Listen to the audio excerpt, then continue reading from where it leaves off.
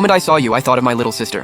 Her voice dropped and her eyes suddenly turned red. From then on, I called her Big Sister. As the wheels kept turning, the two of us huddled close together. The traffickers were cruel.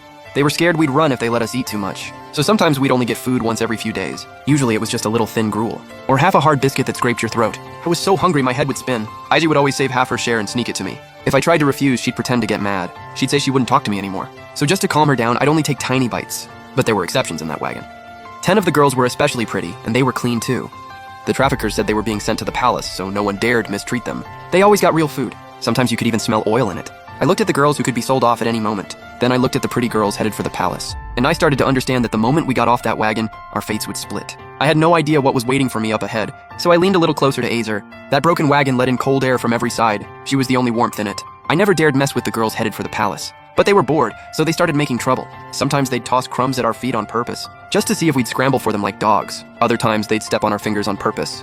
Whenever they picked on me, Aji would pull me behind her right away. Then she'd glare at them with those dark eyes of hers. Those girls were a little scared of Azer, so they didn't dare start a real fight with her. At most, they'd roll their eyes. After they left, Az would lower her voice and tell me, "Just hang in there, it'll pass."